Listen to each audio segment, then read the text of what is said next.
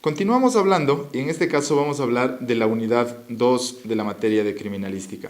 En esta unidad vamos a empezar ya a abordar los temas que tienen que ver con el manejo de la escena del crimen o lugar de los hechos.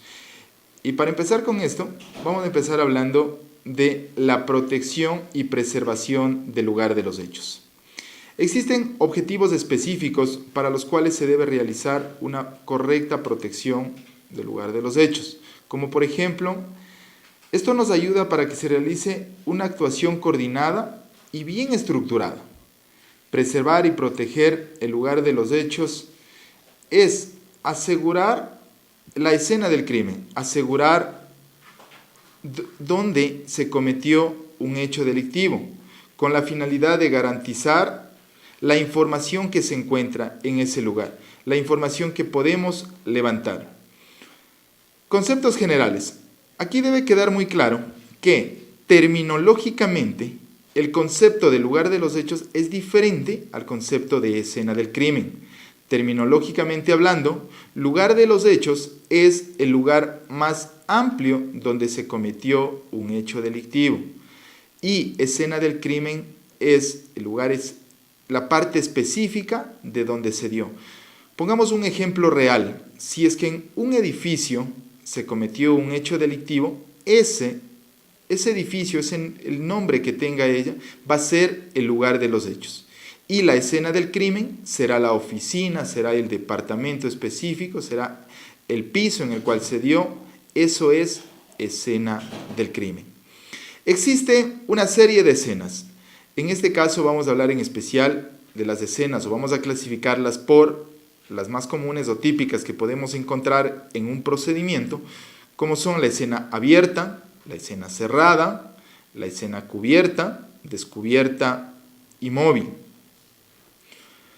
Cuando hablamos de protección del lugar de los hechos, debemos tomar en consideración que la protección, si bien es cierto, debe ser del lugar, el acordonar, el aislar, el evitar que las personas tengan acceso a ese lugar o que esas personas salgan del lugar a medida de que se vaya valorando, también quiere decir la protección con algo que aquí es muy esencial para nosotros, que es la protección personal, la bioseguridad que debemos tener cada uno de nosotras o de las personas que interfieren o que trabajan en esa escena, con los trajes, mascarillas, guantes, todo lo necesario con el fin de precautelar nuestra integridad. Es lo que también se debe tomar en consideración en la protección.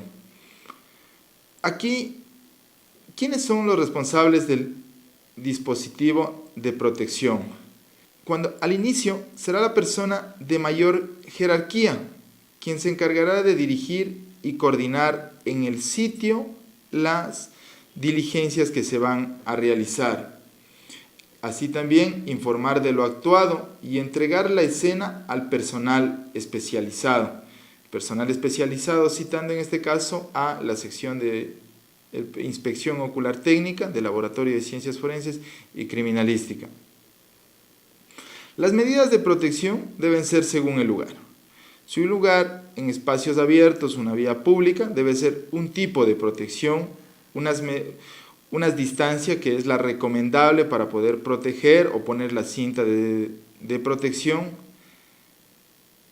Si es que esta escena, por ejemplo, son unos parqueaderos o otros tipos de espacios, se procederá a cerrar las puertas, en el caso de también lugares cerrados, viviendas, establecimientos, entre otros. En el caso de vehículos o similares, igual se debe proteger la escena. Siempre debemos tomar en consideración que la protección es el primer paso que nosotros debemos tomar para poder levantar los indicios que nos ayuden al esclarecimiento de un hecho delictivo. Una vez protegida la escena, vamos a trabajar con el siguiente paso, que es la observación y valoración y planificación de los indicios que nos puedan ayudar al esclarecimiento de ello. Aquí se debe tomar ciertas medidas en general, que es rectificar la disposición de cero perimetral de protección. Aquí hablaremos claramente. Si es que nosotros consideramos que esa escena debemos abrirla mucho más para poder continuar con la búsqueda de indicios, se la puede realizar. Establecer el escenario primario o principal, establecer los escenarios secundarios, establecer las partes limpias por las cuales nosotros podemos trabajar, por las cuales podemos circular, determinar la metodología a emplear, determinar la necesidad de recursos materiales y humanos. Establecer prioridades. ¿A qué nos referimos con establecer prioridades? En el caso de que nosotros, a nuestra llegada al lugar de los hechos, nos percatemos que, por ejemplo, existen personas que necesitan atención médica prehospitalaria, la prioridad sería hacia ello. Trabajaríamos principalmente con ese tipo de víctimas. Definir los equipos de protección individual a utilizar los técnicos, elaboración de una hipótesis del caso y coordinar la concurrencia de otras unidades especiales que necesitemos que estén en el lugar de los hechos para poder continuar con el procedimiento. La valoración y planificación.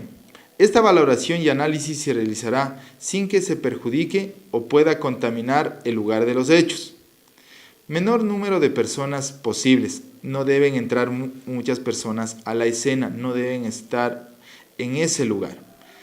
Esta planificación es recomendable que sea realizada antes de llegar donde se encuentran las autoridades judiciales o fiscales. Eso quiere decir que mientras nosotros vamos asistiendo al lugar de los hechos, ya debemos tener una hipótesis de lo que pudo haber sucedido y ya ir planificando la metodología de trabajo para cuando lleguemos al lugar, cada quien ya tenga sus funciones a realizar en el lugar de los hechos. ¿Quién va a ser la persona encargada de tomar las fotografías? ¿Quién es la persona encargada de tomar datos? ¿Quién va a ser la persona encargada de manipular? ¿Quién va a realizar los planos?